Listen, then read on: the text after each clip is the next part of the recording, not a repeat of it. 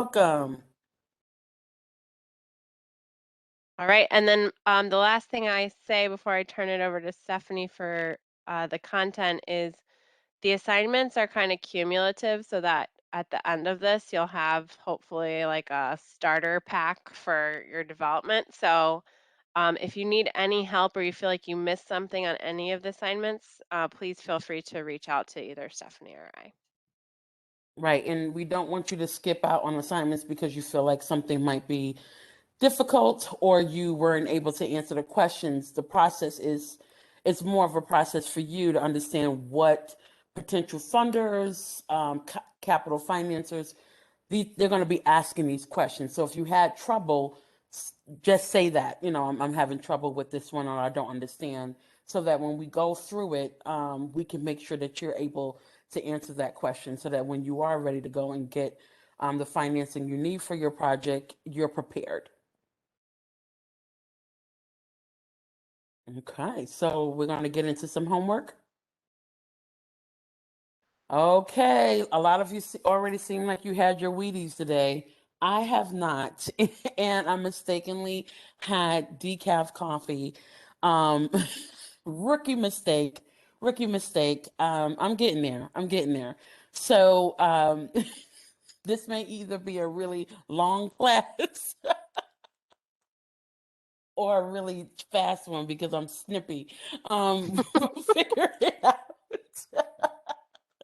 Okay, so anyone want to, we'll take, you could take turns volunteering each of your answers. Again, as I said, there is no wrong answer.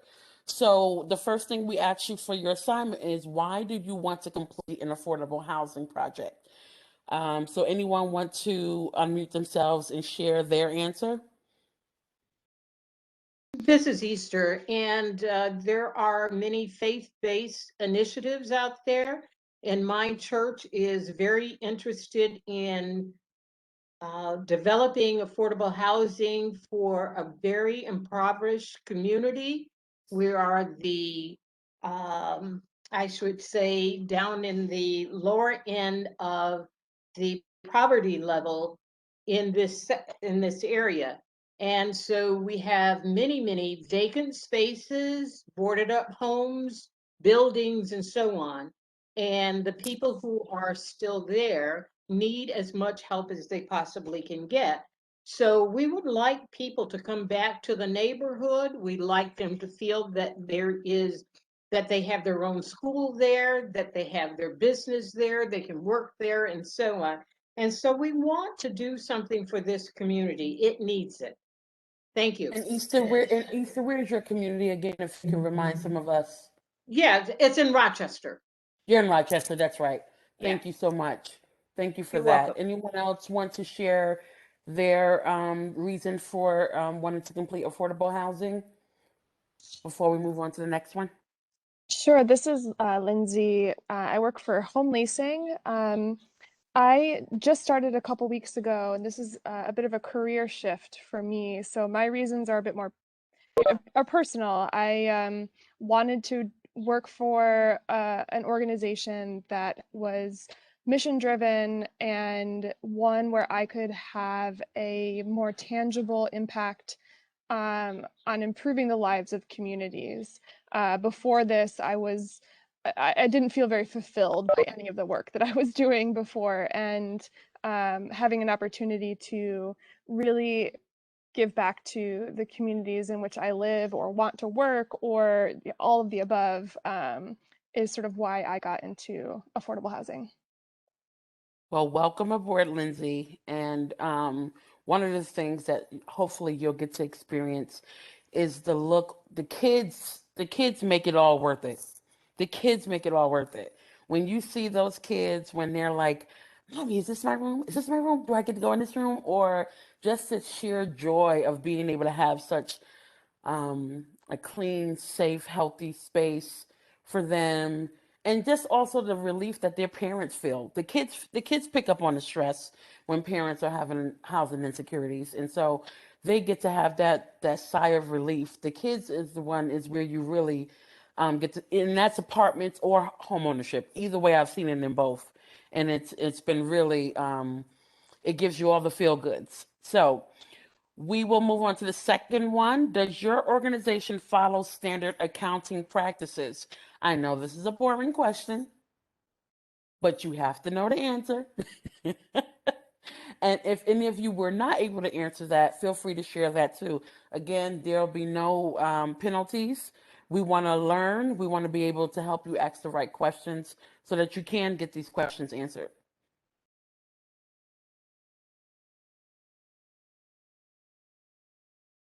Or when was your last financial audit?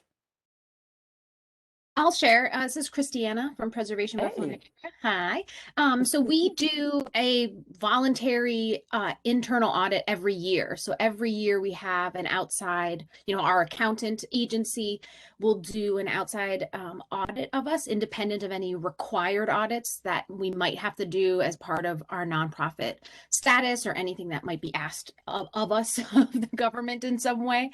So we do that every year. So we always have that as part, in addition to our 990 forms that we have to do too. So again, we kind of go a little bit above and do that audit, but not necessarily a huge, scary IRS level audit every single year. So at least we have that good every year kind of check-in to make sure that we are accurately keeping our books on a day-to-day basis. Good. And Christiana is with a local nonprofit. So for those of you who are surprised at hearing that, we still have to, we still pay some taxes. Not all of us are sales tax exempt. We're federally exempt. We're charity, but we do need to report those. Anybody else want to share an answer on their accounting practices?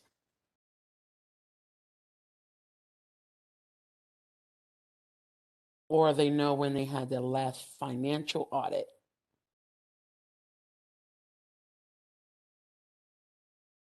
This is All Cindy right. with Peace Prince of Western Oh, New York. okay, Hi. Cindy. Thank you for. How are you? Good. How are you? I am thrilled because the first time in my 8 years with Peace Prince, we have our audit for 2020 already done. We didn't have to put any requests for extension in, which sadly has been the case for the last 8 years. But yes, we are up to date and it's finished, and we're still in the month of May. So exciting. That is huge. That is Oh, huge. That is huge. absolutely. Okay.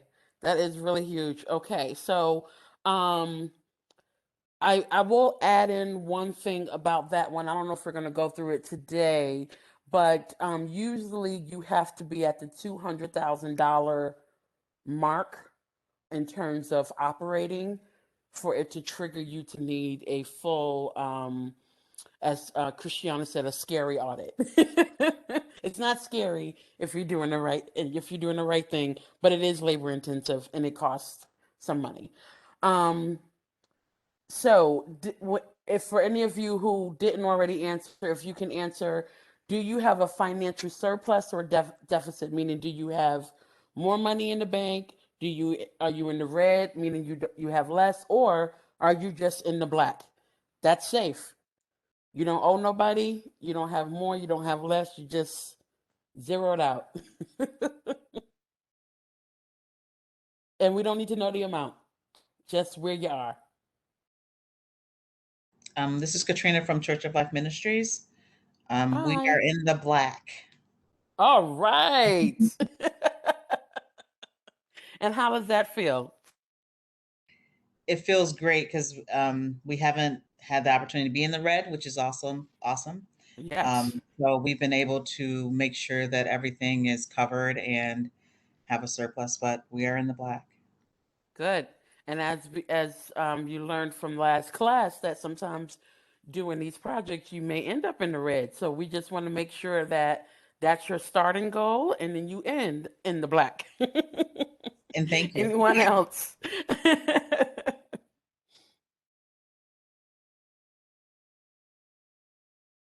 Don't feel bad if you're in the red.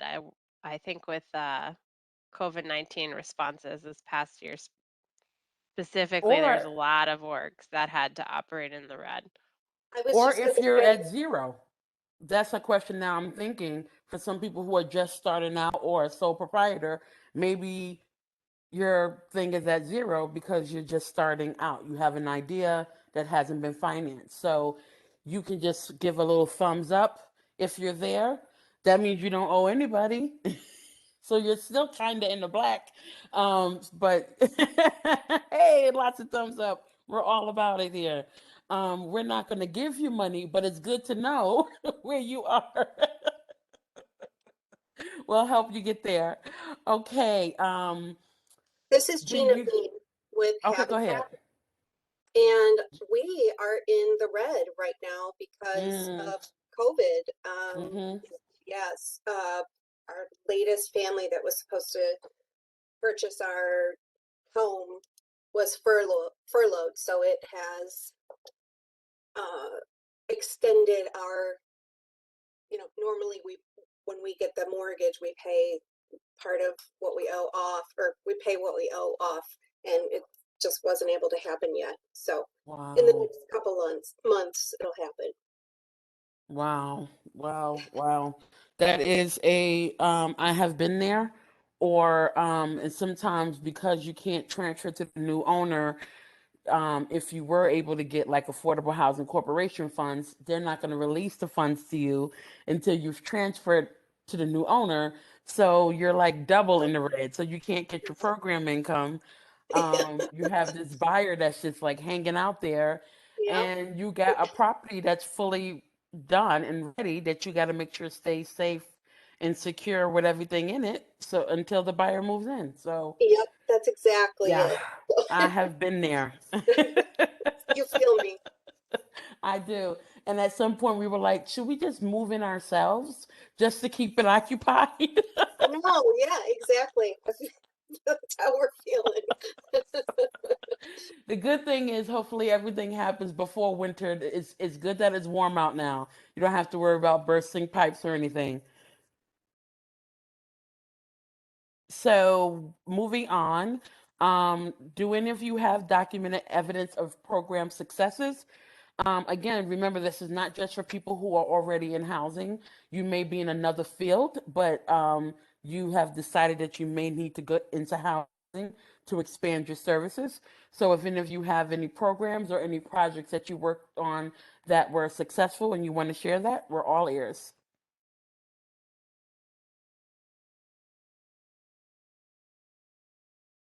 I think I might have skipped a question by mistake. And I did. So I skipped, do you have adequate administrative and support staff? And for those of you who put those thumbs up, that means it's just you and you're more than enough. But for those of you, for those of you who are in nonprofits or in for-profit businesses, feel free to share if you think you have adequate enough staff to get a project done.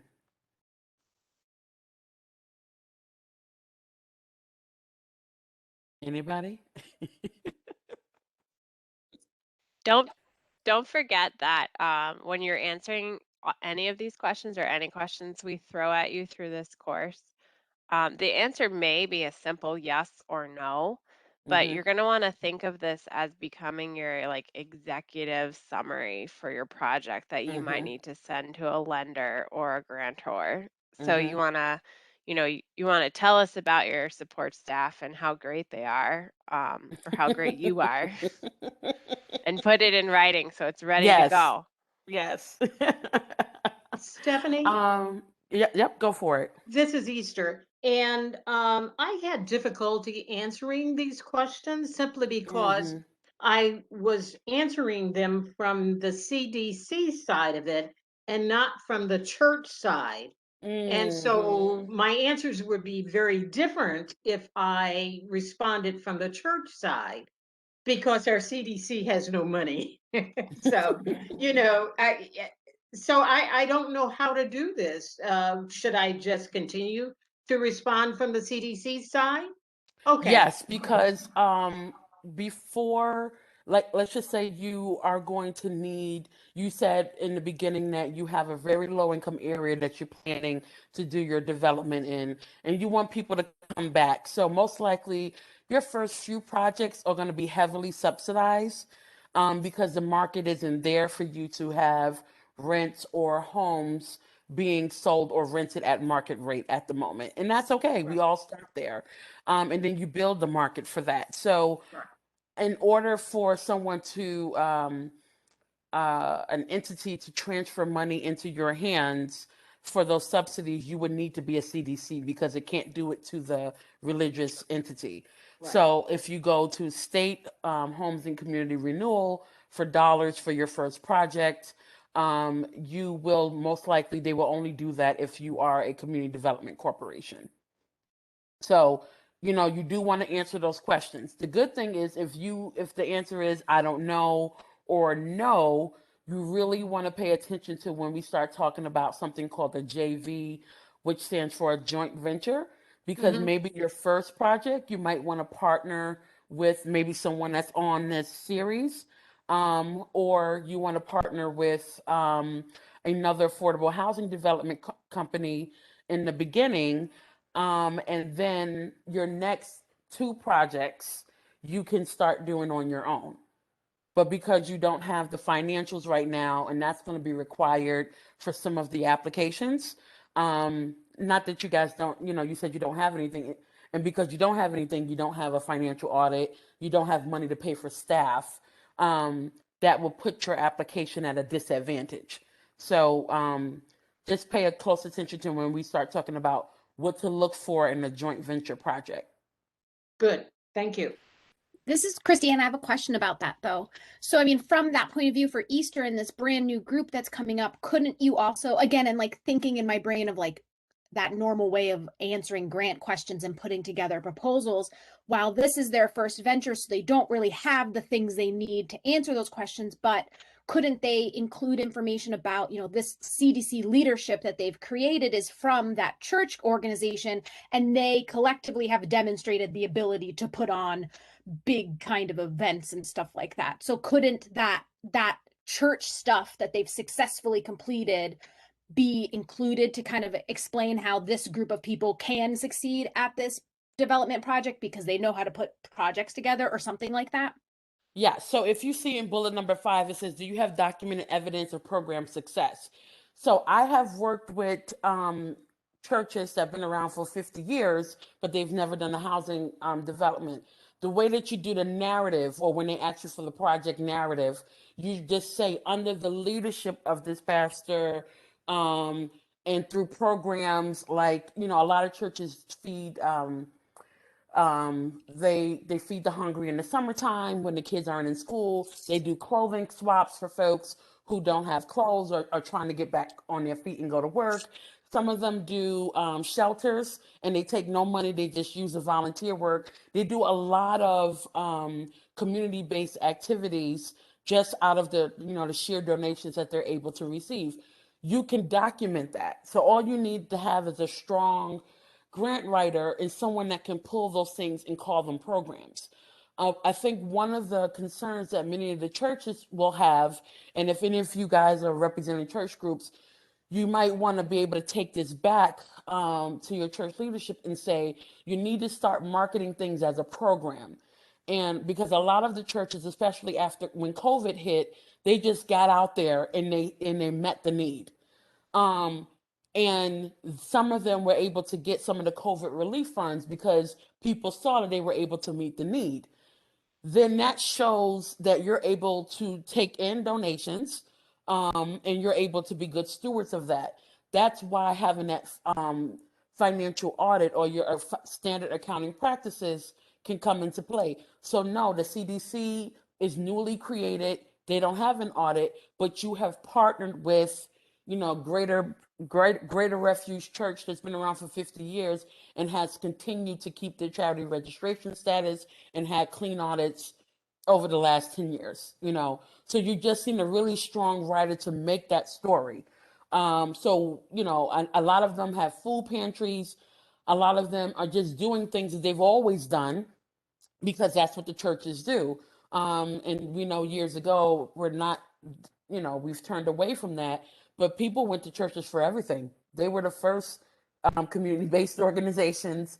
and people could come to them for childcare and you name it. So these kind of programs, make sure you highlight those and tell the story. You know, from doing these programs, I was able to figure out that other, you know, people were coming in, they didn't have an address. When we asked them to fill out this little card, they didn't have an address, and that made us think, you know, we have a homeless population, you know, problem here, and we want to be able to meet that need. So you just need a strong writer, and you can get projects done without any of these things, but you got to have the story. So for the sake of time, I am going to just get into today's presentation. Thank you all for who have submitted your assignments in. Even if you weren't able to answer all of them, those are questions that you do need to be thinking about, because when you're submitting applications, they will be asking those. So next slide.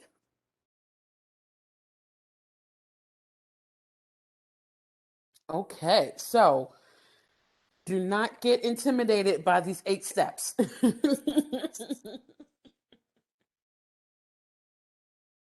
Because it's a 5,000 more steps. So the 8, if that intimidates you, if we really showed you all the steps, you would click us off. Don't click us off. We'll walk you through each one. Now, Maggie, do you have one slide for each item? I don't think so. So we should probably talk through this Okay, slide. that works for me. That works for me. And again, for those of you who are, this is your first session, we want to have this not like a lecture, but interactive. So if you have questions, feel free to unmute yourself and just ask your question. We want you to get as much information as possible.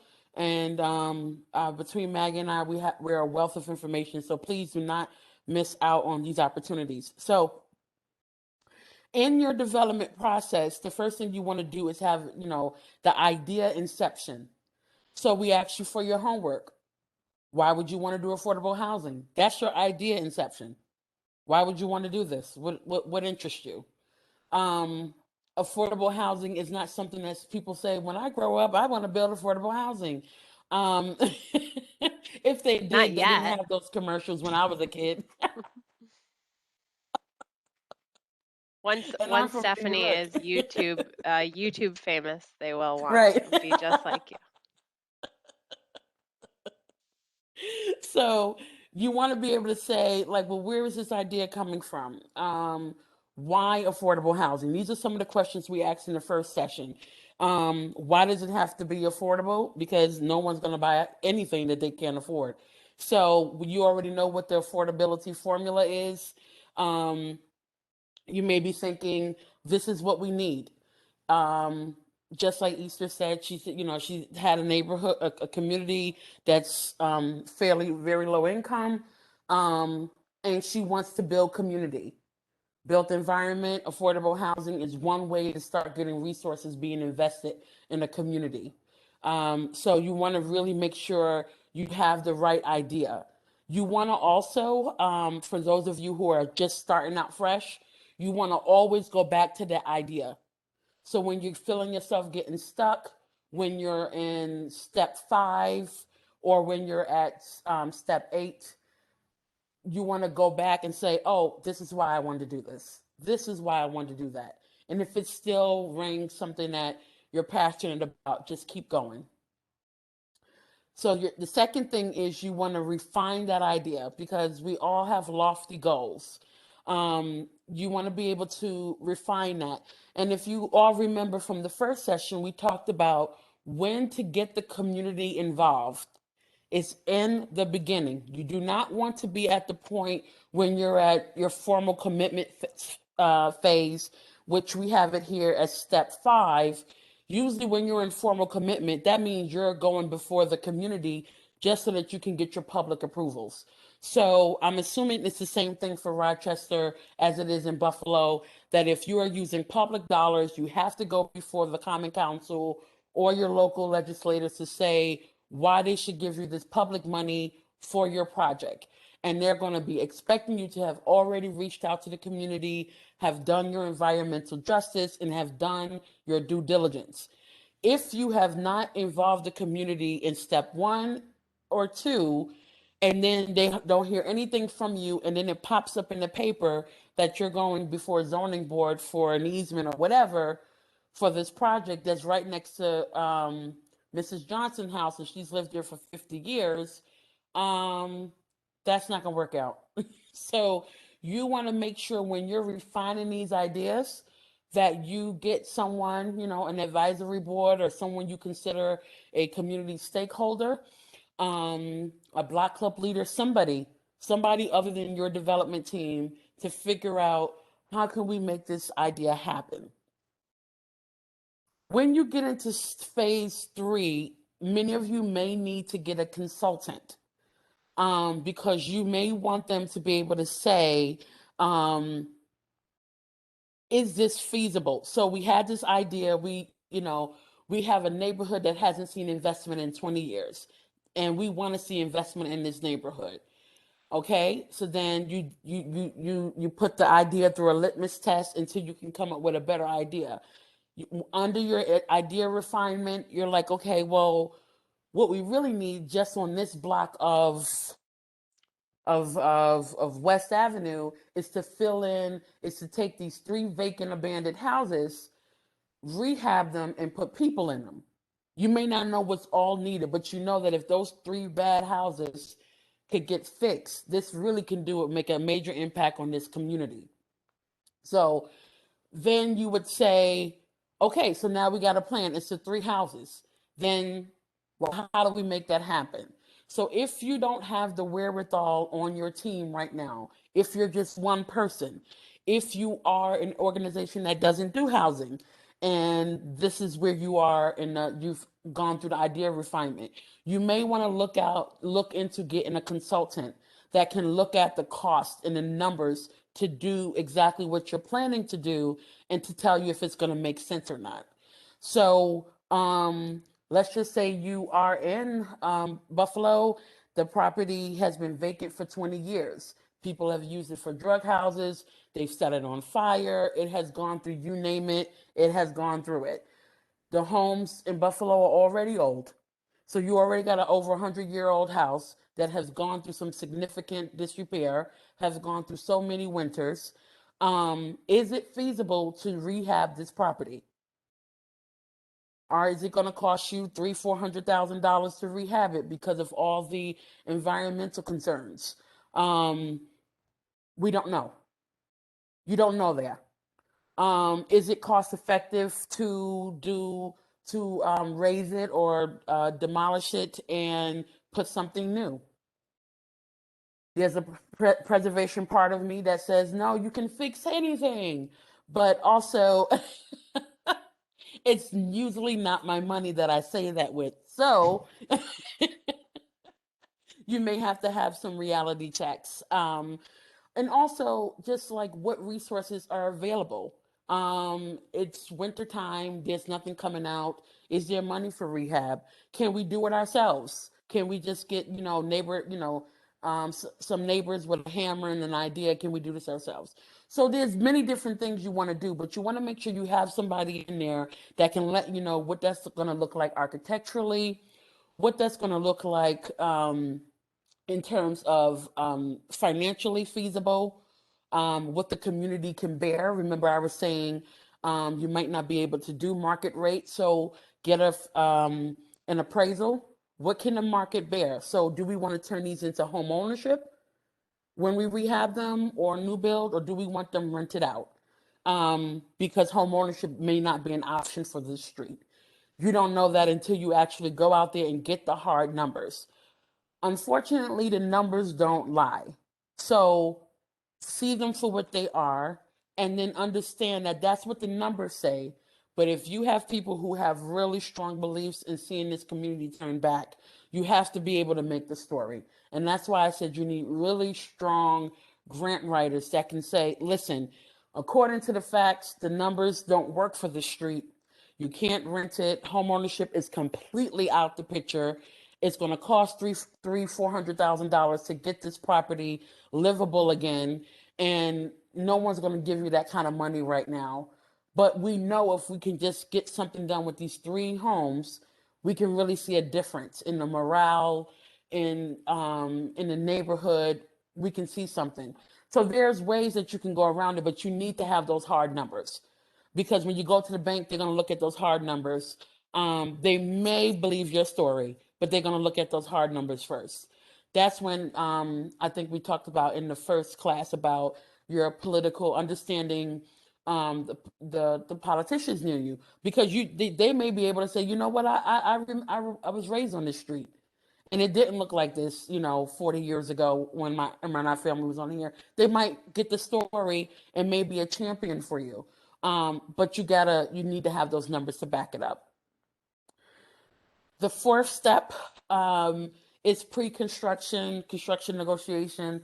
So let's just say they said, okay, it is feasible to get this work done. It's going to cost you $250,000 each property to get it completely gutted, rehabbed, and renovated to New York State housing quality standards. Okay, so then that's something that you think that your group can bite on. So then you're in a phase of finding your general contractor, securing your architect, securing your environmental consulting firm, um, looking at how much is it going to cost to buy these 3 properties. So getting site control, and then submitting all your proposals and applications to secure the $250,000 that you're going to need to do your development. So I'll stop there for a second, because that's halfway through. Does anyone have any questions about the first 4 steps or anything they would like to add? Stephanie, I just want to ask you, because you mentioned it earlier, when an organization realizes maybe in step 2 or 3 that they need to do a joint venture, or bring on a partner in some capacity, what would you recommend? Where would you recommend the stopping point be for their knowledge? That's a very good question. So back to Easter, I would say step 3 should let you know which side of the road you're going on. So when you get to the feasibility and it says, um, based on the market, based on what other properties can go for, based on what's out there, in terms of development subsidies, you're going to need an investment partner. You're going to need this, you're going to need that. Right now, one, you don't even have any paid staff to be able to get those things in place.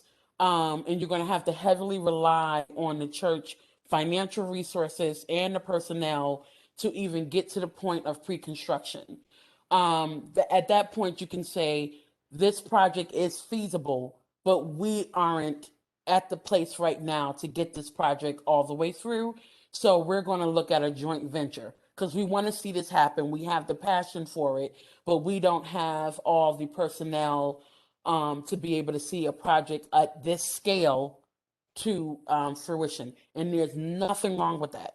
There is nothing wrong with that. What you would be doing is lending what your expertise is.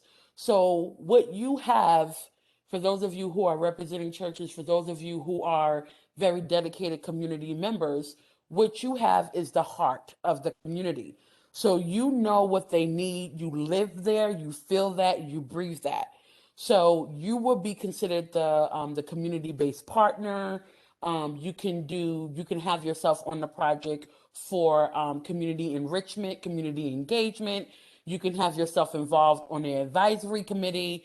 You can have yourself still involved and also still receive a fee because you're contributing to the success of the application. Because if you help them with all the public approvals, all the engagement, you can get resources for that.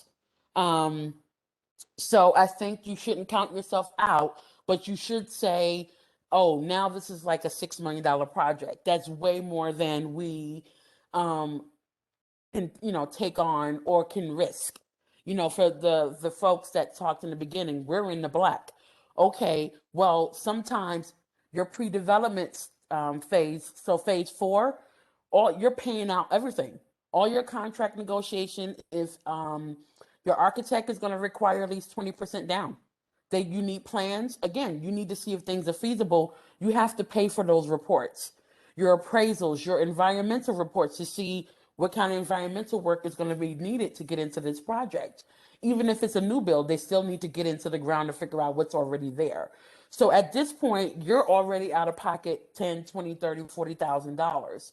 So again, the rubber's going to be meeting the road between steps 3 and 4, because you're going to, at this point, you should have started shelling out dollars. At this point, there should be nothing free at this point, because you're saying, I want to see this happen, and you need to know if this can happen. So you would have already shelled out some dollars for reports. So if right now you know you wouldn't have $2,300 to pay for a environmental assessment, a phase 1, this is when you want to start saying, okay, we want to see this happen. We can't take on the financial risk right now. We need to partner with someone else that can. Stephanie, this is Easter again.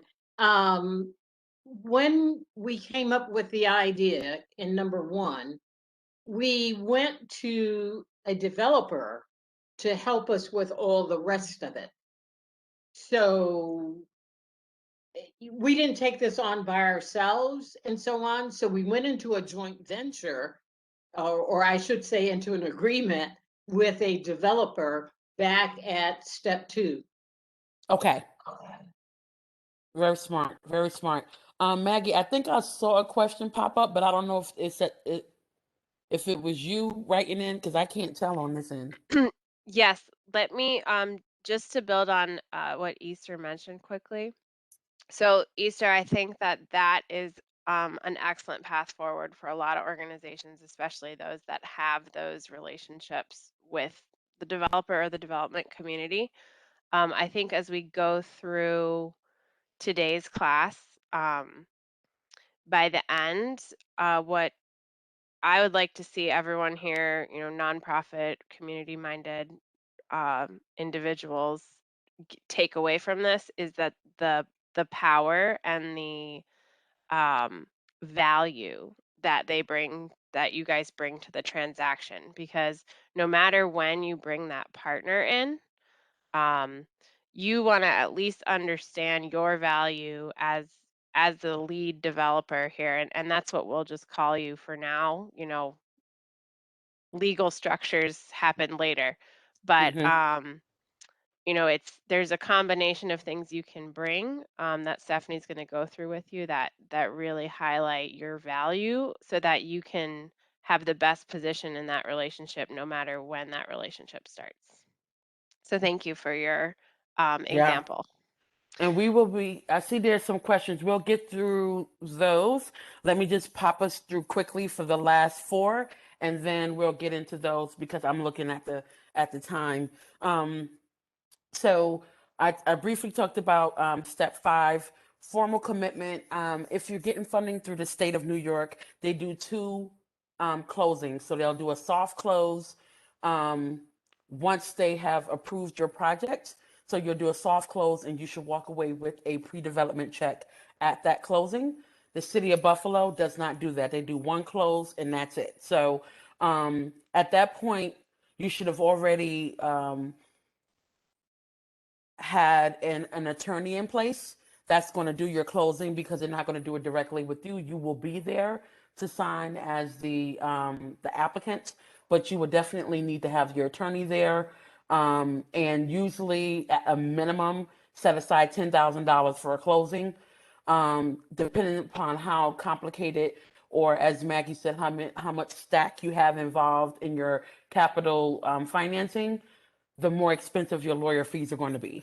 So that's something you need to think about. If you're working with 3 different banks, they have attorneys there as well. So again, at this point, you should already know who your development team is, and you are really serious about moving forward, because at this point, you've now shelled out at least $50,000.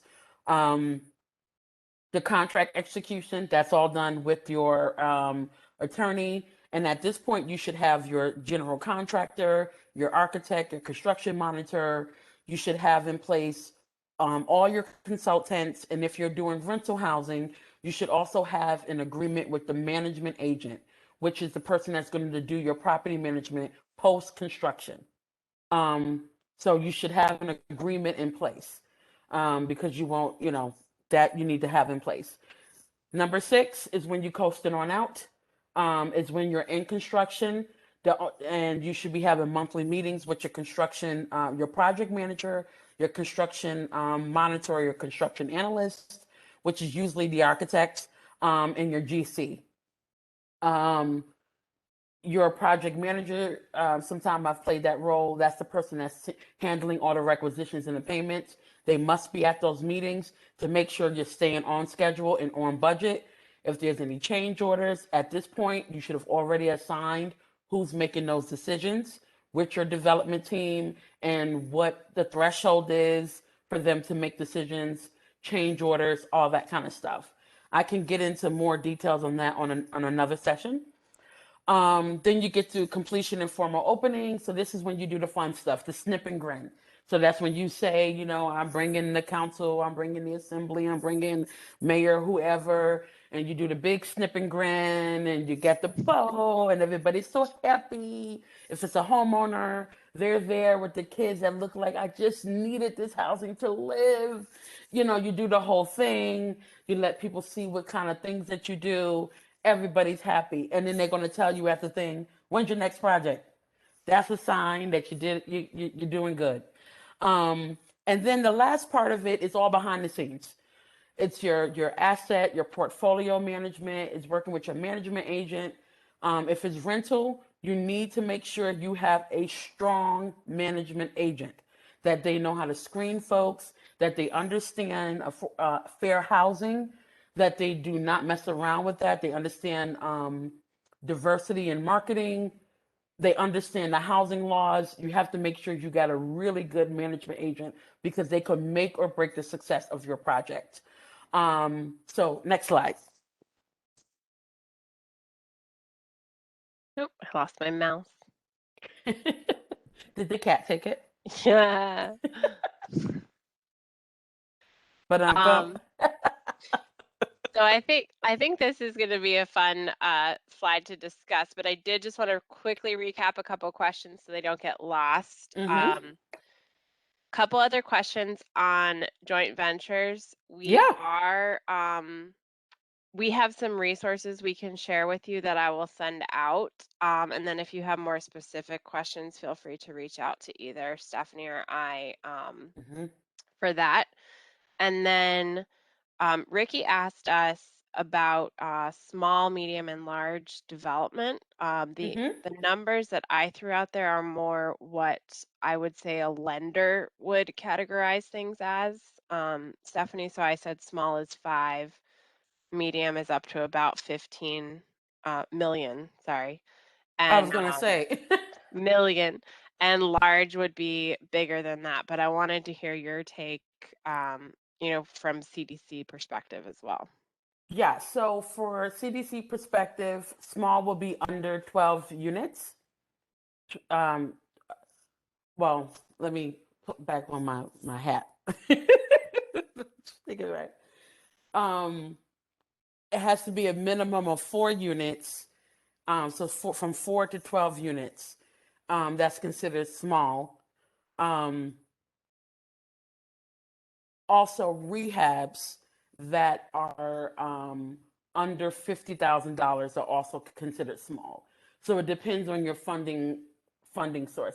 That's by unit. If you start talking about, you saying words like scatter sites, low-income housing tax credit, you're looking at much more larger units. So 25 units and above is usually get considered larger scale. But medium, I would say if you're doing it, it depends, because if I was in New York City and I said I'm doing a 50 unit, that's a small scale project. But I would say if you do that in Buffalo, people are like, 50 units, it's like 100 people ripping through the neighborhoods, blah, blah, blah. Okay, so Let's keep Yeah, it local. market dependent. Yeah, market depending. So if you're doing 50 to 100 units, that's large scale. 24 to 49, that's medium.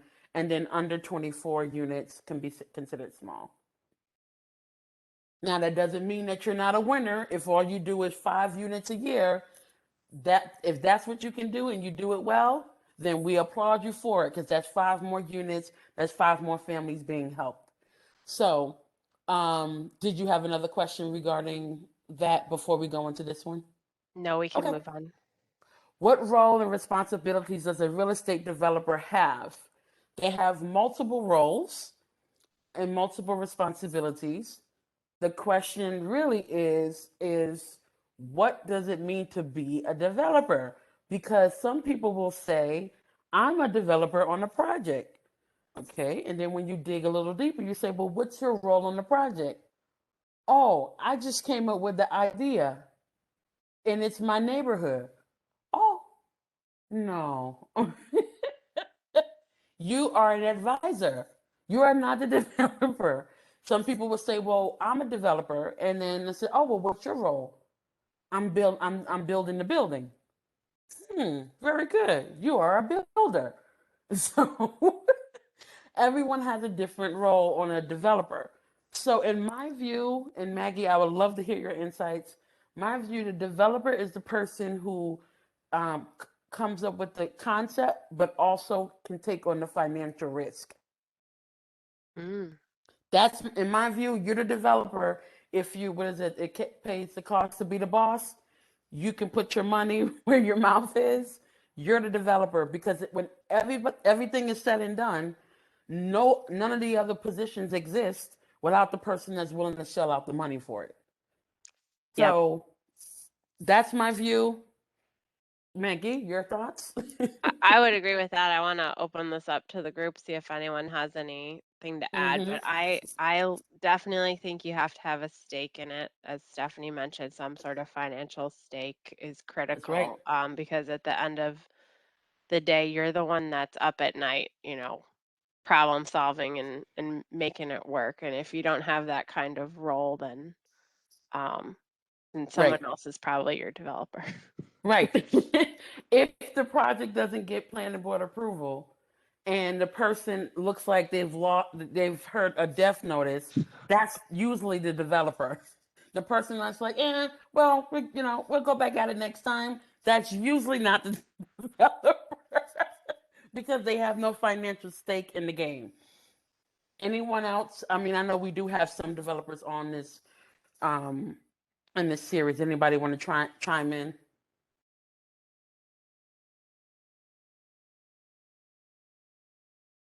All right, I'll call on you next time by name. So let's just quickly go over the roles and responsibilities. So the real estate developer, again, oh great. She does everything, guys. Maggie's number one. Again, like I said, what is the developer? Um, as you can see in this pie here, they have it all. They're the risk taker. They also manage the risk. For those of you who have some developers that have a legal background, they're probably the toughest to get projects done because lawyers are formally trained to be risk adverse. So, if they get a project off the ground, that had to be a solid project because they're not going to move on it if it's going to share too much risk. The developer is involved with the creativity and the vision. They're the ones who said, this is what I can really see, and these are the things that I'm willing to do, and then they're willing to do that. So again, um, you can play different roles. As you can see, the ones in orange, I would say they go hand in hand. And that's why I told you in the first step where it talks about the idea generation, always go back. Why did I want to do this? Always go back. Okay, you can go to the next slide.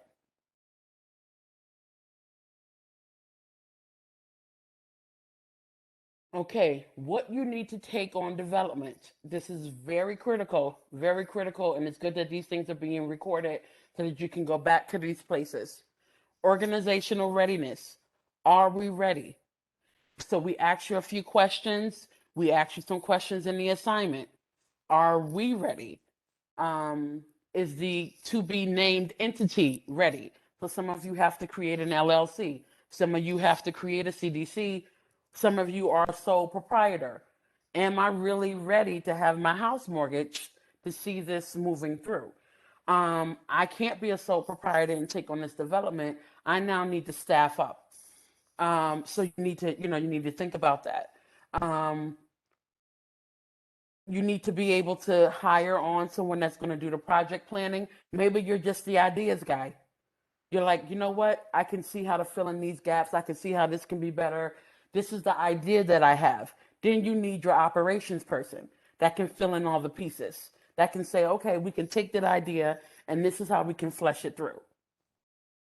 Then you want to look at your reporting systems. Again, I really was heavy on you all about this on the first session. When it comes down to the stack, how many people do you owe that money to? You need to make sure in the beginning you have your target audience. If your target audience does not allow you to check all the boxes from each of your potential funders, this is not going to be the project for you. It's a passion project, which means you do something you're passionate about, but you don't put your dollars to it. It's a great idea. It's not for right now. You need to make sure you can stay in compliance with your reporting systems. Every person down to the banks, they're going to ask for everything, and you're going to need to be able to do that because you took their money. Okay? Compliance with funding sources, that goes hand in hand with reporting systems. It's the same thing. This is what you need if you're going to take on a development. You're going to need to have those checks and balances. You're going to need to have a strong stakeholders, strong project management, and a fantastic development team that you trust. Next slide.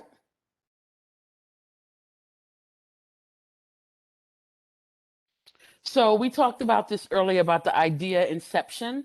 So what is it that you need to know? So this list is very comprehensive. I would say you would be looking into these folks probably when you start. What was the second one after idea? When you start refining the idea, because these are the things that you're going to want to look at. So I guess you can do these both at the same time.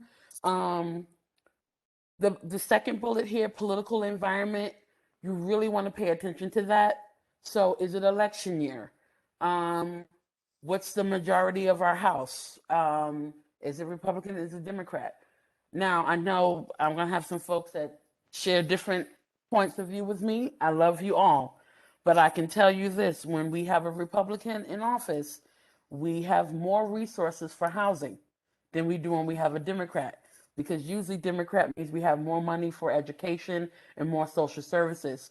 Housing will get the short end of the stick because most people believe that housing can take care of itself because it's the built environment, it's real estate. Um, and I get that. So it's not that I love more one than the other, but that's just the reality. So since we are both of our mayors, both Rochester and Buffalo, are Democrat, we do have to make sure that if we're getting into real estate development, that we really have to make the case for it. And it probably will be in areas that are at a more disadvantage. So you're probably not going to get a lot of resources in more affluent areas. So you need to think about that as well. Um, Again, we love everybody. Having those market analysis, can the market bear home ownership? Maybe not. Okay, let's do rental, high quality rental.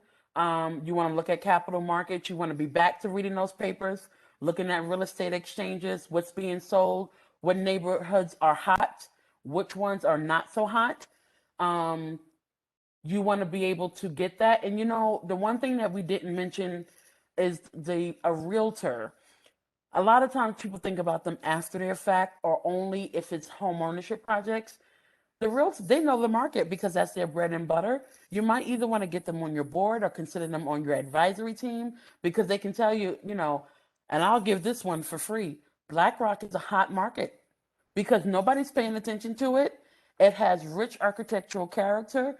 It's extremely diverse, and you have a want for home ownership. And they're facing something that has happened in the Lower West Side, which was people were just aging out and they didn't have those estate plans and these beautiful homes that would sit there and then you get the zombie houses. So if you're in Buffalo, look at ways to deal with that, and you always have the creek and stuff to build off as an anchor. Okay, next slide. Stephanie, I just want to quickly add here. So I have a little bit more of a background in commercial real estate, which is different than residential. So know what you're looking for, because Mm-hmm. in small markets like Western New York, not all real estate agents know both sides. A lot of commercial agents have no idea what they're doing with residential and vice versa. Mm-hmm. Um, I would, my cat literally just bit me. I would also add that for this idea inception iteration process, Mm-hmm. as you start to think about building your team and kind of like interviewing people, right? Air quotes, Mm-hmm. interviewing, you can kind of start to feel people out for some of this information as well, right? So you're not Mm-hmm. engaging a consultant and paying them for a pro forma, but you can call some attorneys, see what they think, call some realtors, see what they think, and you can start Mm-hmm. gleaning some of that information from them. Mm-hmm. That's going to Mm-hmm. help you hone your idea further. Absolutely. Absolutely.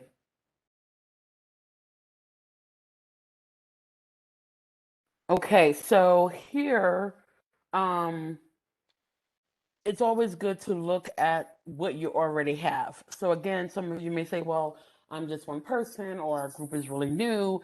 If you have site control, meaning that you have the land, you're way ahead of the game. You're way ahead of the game. Um, or if you have access to land, you know the owner, you know what's going, that's you're way ahead of the game. Um, your capital investment partners, do you have knowledge of the market? Maybe you say, well, I don't know real estate really well. I don't, I'm not an urban planner, I'm not an architect. But if you lived in that neighborhood for 20 years, you have the knowledge. You have something that us as developers don't have. You know what was originally there. You know what the potential of that neighborhood already is. So all we need to do is be able to take that on, and I think as a and I'm just this is specifically for communities of color, we really do need to get back into storytelling. That time honored tradition has gone away, and the generations behind us are at a disadvantage because of it, because they don't know what these communities were. They only know what they are now, and I think we do need to look back at our elders and really look at what they wanted for those communities and pass that and continue to pass that on. That kind of knowledge is, you just can't find that anywhere. Um, and then when it says tenants, it could be tenants if it's rental, or occupants if you're looking at home ownership. You want to figure out, again, that target audience. So, what am I, who are we hoping to get to fill into these things? Do we have access to them? Do we already have a waiting list? Again, that's a lot if you're going to the bank. When you're going to the bank, if you say, listen, I got 150 people on lists for 2 and 3 bedroom apartments, at this point, we just need units. That says something. That means that their money is not going to be out there for very long. So you want to, again, be able to use all the points that you have. Next slide, please. I think that might be it. Oh, okay. So, are you ready? And now we're moving on to building a development team. This is my fun favorite one. Let's see what you have on the next slide. But Oh, we I don't thought want we to was go going to get that a pie far. chart. No pie chart. Thought we were going to have a pie chart again. So, No, but I do think maybe if we go back here, mm-hmm. and kind of talk through the idea inception and who the teammates might be. And then Yeah. we'll fast forward to that The next homework. assignment. Yes. Yes. So on your development team, these are the folks that's going to help you take this project from idea to construction, and then some of those folks are going to stay on after. So you're going to need the applicant. So in some cases, who is the applicant? Am I the person applying for the funds? So let's just take Easter, just because she's a little bit fresher in my mind. Easter, the church is going to be the applicant. The church is the applicant because the CDC doesn't have any staff and doesn't have the financials at the moment. Now, this is if you are deciding to do it right off the bat with the CDC, not a joint venture, right? So I'll give you both Right. examples. Mhm. So the church would be the applicant. The owner will be, you would write it as a to be named entity. They will totally understand what that's going to be because I'll explain it to you. If you're, let's just say you go back to that street scenario I gave you. You picked West Avenue, and there's just 3 raggedy houses that have been terrorizing the neighborhood, and your church is right at the corner. You're going to do something about those 3 homes. That's a small scale project that you feel that you can take on. So you're going to transfer, and let's just say that the church owns those 3 properties. They were able to get them because the police department said, we'll donate them to the church because they'll do something good with it, right? Let's just say they do Mhm. that. That has happened to me. Our first projects at Heart of the City were donated to us through the police department. So that's not a wishful thing. It can't happen. So they donate them to the church. The applicant for the funding, ABC funder, is the church. The owner will be the to be named entity. So let's just say it's on West Avenue. It's going to be called West Avenue Properties LLC, because you cannot do any properties owned by the church. It's going to have to be transferred to a to be named entity. That's the owner. The developer is not you. The developer is, let's just say you're going to work with Habitat Rochester. I'm making it up. I'm pretty sure they got a better name than that. But Habitat Rochester is a developer. Habitat Rochester will then act as the project manager. They're going to be taking on some of those financial risks, and they're going to make sure that this project, the construction side, gets done. Okay. It's called Flower City Habitat. Now that's a much better name than Habitat Rochester. Then your next person on your development team is the general contractor. So that person is ABC Construction Firm. They are going to have a contract the contract is going to be between the applicant and the contractor, right? So the developer is going to make sure everything is getting done. They're going to make sure that you are meeting all your benchmarks. They're going to be the ones that's helping you do the fund development, so creating that stack. So let's just say you're going to do 3 single family homes because that's what's irritating the neighborhood. You have site control. They're going to make sure that they get the funding in place to get that project moving forward, and they're going to make sure that they get you a good general contractor to see the construction through. They're going to also have to hire on an architect. Usually with your architect, you get engineering in the same house. You're going to need to have an environmental consultant. The developer is going to go out and do all of that. They're going to hire the environmental consultant because they got to get through the feasibility. They're going to see if there's any environmental work. They're going to make sure that those plans are in place. All that stuff is being done. They're going to make sure that they go through and get the financing so that the construction can get done. Then they turn that over to you. Now, if it's going to be home ownership, the only other person you need to add to the team is your real estate agent so that they can make sure that those properties get sold after that. If it's a Habitat has an amazing program. The way that they work with the buyers, they do have them providing sweat equity and that kind of piece. Construction is done. You get the realtor in place. The buyers are in. You do the snip and grin. Kumbaya. That's if you just got an idea and you're moving it forward. Now, let's talk about something that's much larger scale. Let's say you have, I remember years ago, Rochester had an area around a soccer field that had lots of land that was vacant for a period of time. Let's just say it was 12 acres. I don't know, I'm just going to make it up. That is a prime candidate for scatter site, low income housing, tax credit, mixed development. So you're going to do apartments, you're going to do some home ownership, you're going to do it all because you got more than enough space to do that. You are, again, you're the church, and your church is the only living building in that 12 acres of land, and you've been looking at those vacant land and people throwing tires on there, and you just get fed up. You now have said, who can we get in there to help us do something with this land? We're tired of living like this. Then you would get a investment partner. Because you need an investment partner. Now, at this point, if you're beyond the idea, you would definitely need to have a developer on this one. This is much larger scale, much more money involved. You're talking about, 40, $50 million. This is a big scale project. And your political involvement will already be already detailed for this project, a project of this size. Everybody's going to want a piece of the pie. So that's not going to be a problem. But you're going to need a large scale developer that can take on the bond and the investment and all the things that are needed. These projects do not get funded the first rounds. Sometimes you have to apply for them multiple times to do that. And you need multiple parts to get this done.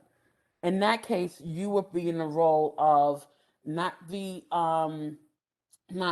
applicant. You would be in the role as a to be named entity, because when you're doing a project of this size, you have to create something called a housing development fund company, where you would have 1% of the interest. So they would need to create a board, a community-based board that is a nonprofit, and that is where you would create your CDC, because your sole creation would be to fill in the vacancy in this area.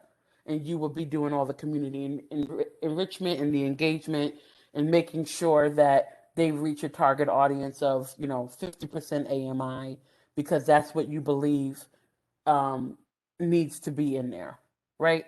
So that is very detailed, very involved, a very large project, but you have very minimal risk, but you're still a major player.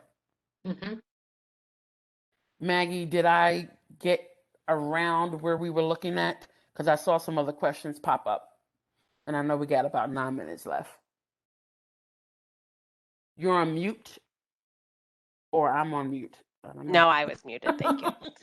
Didn't want anyone hearing my cat. So this gets very complex. So what I just wanted to add that those two scenarios are just two scenarios. So the exciting thing about real estate development, and also the terrifying thing about real estate development, is it is never exactly the same. No matter how much you think you've refined your project to be replicable, it's not going to be, because every site is different, every neighborhood is different, every corner is different. So, I think some of the suggestions in the chat are really helpful. So, Marina, I know you have substantial financial analysis expertise. Marina Gitas, I think I said your name right there. Feel free to unmute and correct me. But so depending on the complexity of the project, hopefully as you're working on your idea formation and bouncing ideas off of people like Stephanie and maybe some of your classmates or attorneys or architects, they're going to connect you to other parties. And ideally, just to go back to, I think it was our last slide before the assignment. Mm-hmm. You know, these assets are your power and your value. Mm-hmm. So something like a pro forma, which we should take a second to define, because I think last time there were a couple questions on vocab. Yes. You know, we're in it, and I gotta stop and remember that some people may not know these terms, but you know, a pro forma is a simple Excel spreadsheet that looks nothing like a construction budget. It's not, you know, it's not every single number for the project, but it is very necessary for decision making. So a pro forma is something you may want to consider building as you're refining your idea, because it's going to inform you on whether the project is like totally not going to happen, or maybe you need a partner, and it's going to help you make those decisions. So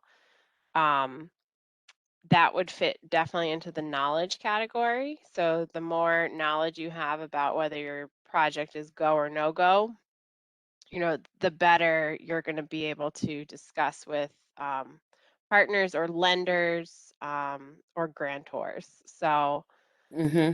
these assets, you know, they're really important to understand. And hopefully through this class, we're going to be touching on them again and again. And, you know, please interrupt if you have questions. Yeah, and then Cool. you'll be constantly going back and forth to your pro forma. It depends on, like, I know when I'm working with the banks, they will refer to the pro forma. Sometimes when I'm working with my program officer, either at the city level or the state, they will say budget, your development budget. Um, so either way, it's your pro forma, and if you're doing it in Excel, it'll have like 15,000 tabs because you need a pro forma for each section. For a pre-construction, construction, what happens during the construction, and then post-construction, because you have an affordability period. Which again, as Maggie said, we'll talk about that when we have a whole series dedicated just to the financial side of it, Mm-hmm. because when you start looking into low income housing tax credits and all that, it gets really detailed, and you need to know what you're doing. And if you don't, you need to hire to your weaknesses. So, Oh, Yolanda, you have a there's question? Yes.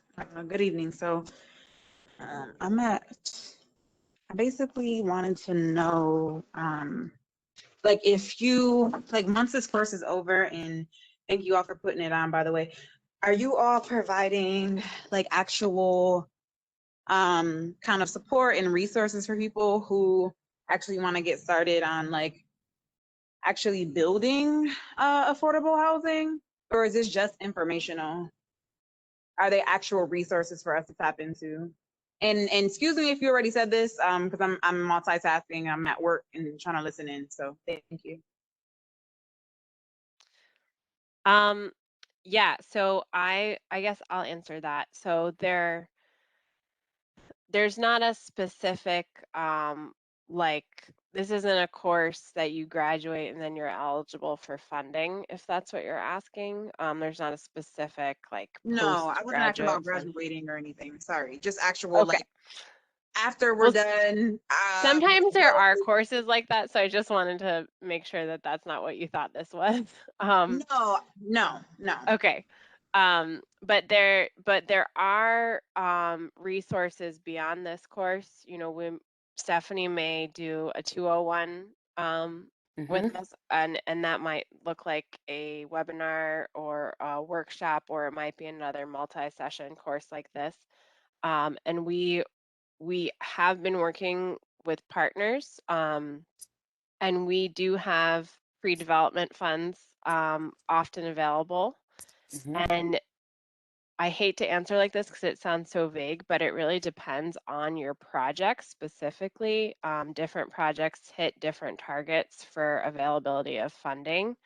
And so that's certainly something that I could follow up with you on Yeah. directly. And then certainly Stephanie's a resource for, you know, that making the magic with financing a project. So if you're looking Absolutely. for guidance, on resources, you know, both of us can be available. Okay, Right. 'cause And sorry. go ahead, Jolanda. Oh, because I was gonna say the biggest challenge that Black and Brown people have. I'm just stating the facts. I don't want to. I think we're at a moment in our country where we shouldn't be around the bush. A lot of Black and Brown folks have a lot of hardship when it comes to like getting approved for loans. And so like myself, for example, like I want to develop, but I can't get access to the loans, the money to do it.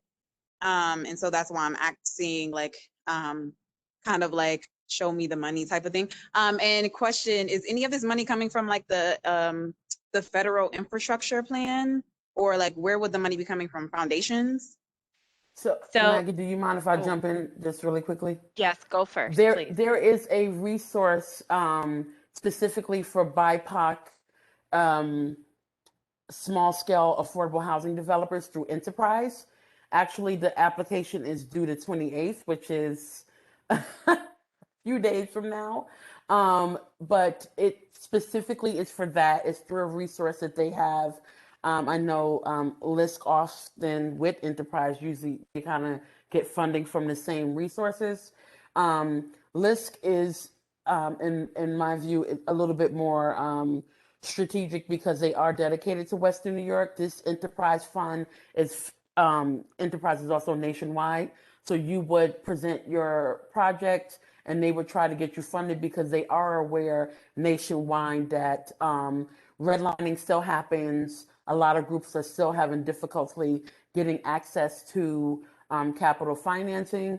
And there are, this is the best time to get funding now, especially since interest rates are where they are. So I would suggest that you just Google exactly what you said and then put in Enterprise. Like I said, the grant is up, is due the 28th. And that's what they were looking to provide more affordable housing projects in the hands of BIPOC communities. Okay, great. And I can follow Thank up with you. you all. Sorry, Maggie. No, go ahead. And I can follow up with you all for support on like trying to submit that application. Yeah, and then in Okay, your thank you. case, and for everybody else, because I'm going to make sure we get right into the assignment on this part. These are the reasons why we're asking you these questions on the homework. Because if you can get through these questions, you will be able to submit successful applications for funding for your project. So this is also a 2-for-1 for you to look at. So just to make sure I'm being good with time, Meg, if you don't mind, I'll go straight into the assignment. Yep, that's fine. Yep. So one of the things we want you to do, and remember, you got 2 weeks, guys, to create an organizational chart for your team. Think big. Think big. Think big. Include your internal team members and also roles of individuals and really think it through. Again, by the time you are done with this series, you should be able to be prepared to submit an application to fund your project. And even if not, you'll be familiar with the questions. The other one, I'll just say it, but then Maggie will explain. Find out the tax parcel information for the addresses you own or want to develop on. Maggie, I'll cue you up. Yeah, so this is really important homework because it's understanding site control, right? So if going back to where you derive power in your development and value, you need to understand your site control. And it's okay if you don't own the parcel, but you need to have a plan for how that's going to be documented as you move forward. Because sometimes if you go to apply for a grant, but you don't have an agreement in place for site control, guess what? You're You not gonna get cannot it. get it. Mm-mm, mm-mm, So I mm-mm. have some resources for Erie and Monroe County to look up tax information so that you can understand who owns your parcel and the SBL numbers because you will eventually need to know them. You will need them on applications. They will ask them if you need to join lots, separate lots. You want to start thinking like a developer. We knighted you all as developers the day you started this thing. So even if you don't become one, because we scared you straight, you still will have the understanding of what to be asking for your developer if you do a joint venture. Yep. Also, she And said here, how is it documented? You want to see, is it documented for, is it coded for residential, commercial, school? I mean, what is it saying that's supposed to be there? Because if you're thinking about housing and it's a gas station, well, now you're looking at brownfields and environmental concerns. yep. And so all of that should be on the tax information that you find for your property. And then we're going to build on that and talk about zoning, I think next time. Yes. And then just lastly, just to prep for next session, go ahead and make a list of people that you perceive as stakeholders for your project. Yes, that is key. And really think hard. Who is the person that you see responding to the editor on a newspaper whenever there's something in a specific neighborhood? Who's the person that has all the signs on their lawn, either protesting or supporting something? Who would they call the mayor? Oh, that's so and so, but he's a mayor. He knows his family has lived in this neighborhood for 40, 50 years. That needs to be your best friend. Find out who Pete. There is the mayor, and then there's people who they consider mayor. You need to know that person. And again, as I said before, as we wrap up, we really need to think about our elders in the communities, whether BIPOC or not. And for those of you who are not familiar with BIPOC, is Black, Indigenous, People of Color. Um, I know so many people there's so many acronyms now, but we need to really think about our elders because they already know, and look at them and ask them, these questions. If you can come up with at least 3, you will be better off, no matter where you go. And I know some of you are already in the development business, but it'll make you really think about, who am I not talking to in this community, or who's your worst adversary? There might be someone that hate everything you put up. They hate it. That's gonna put them on a team. Put them on a team. Yes. So what's coming up? Community engagement, my favorite. We'll go through some fun times, some things to get you guys prepared. Start thinking about, how do you define the community needs? Who do you think you are to define the community needs? Prepare for opposition.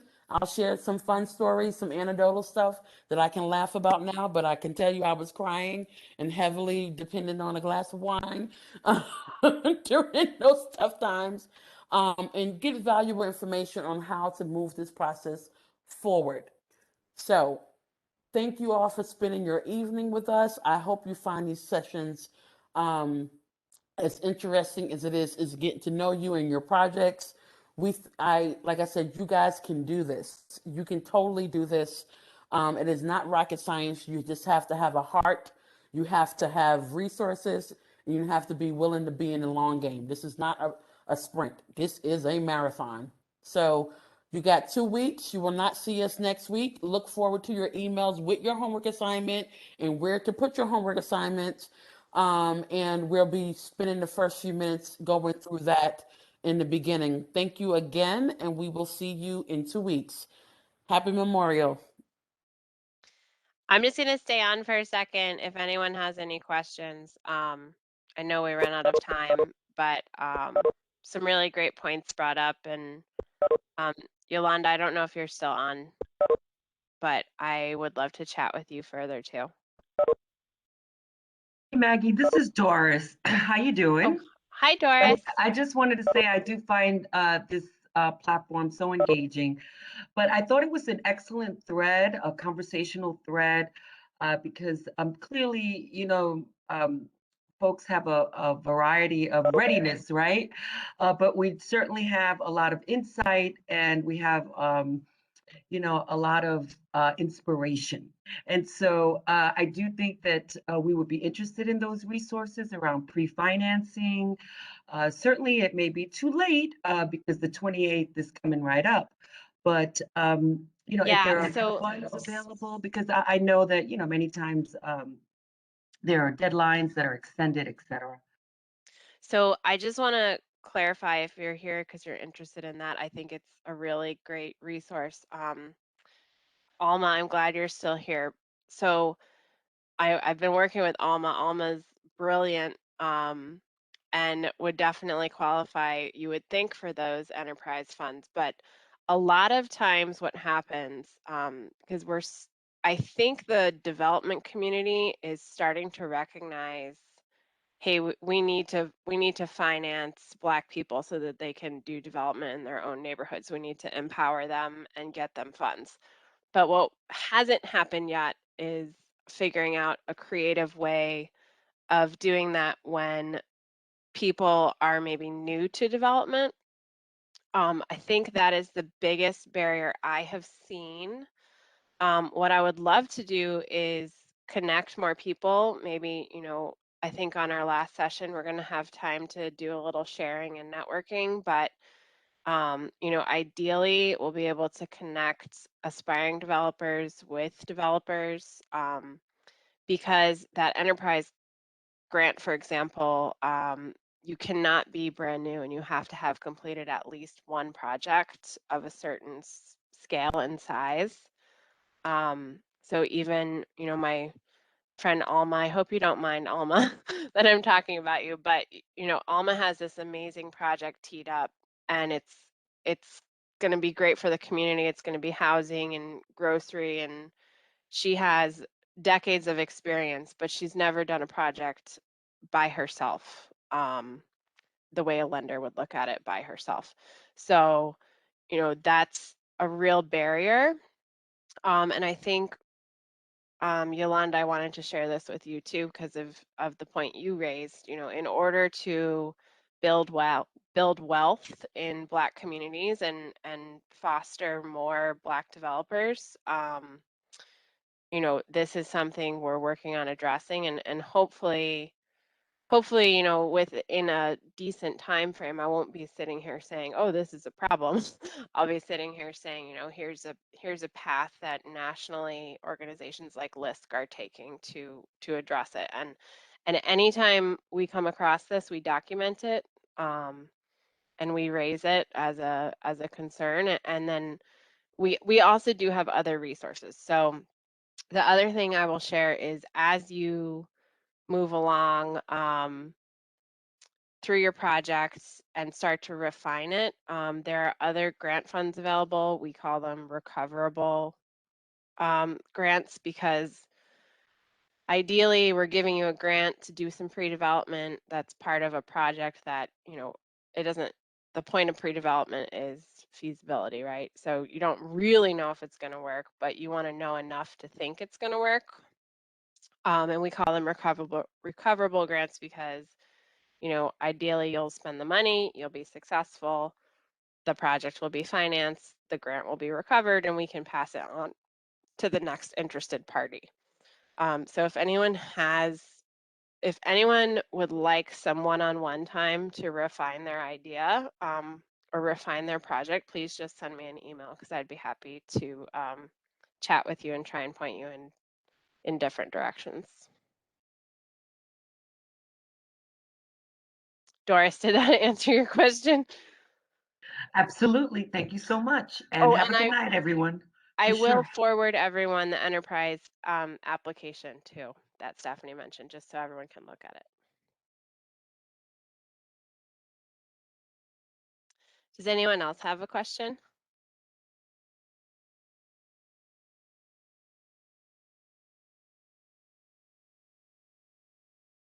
Okay, I'm gonna go eat dinner then.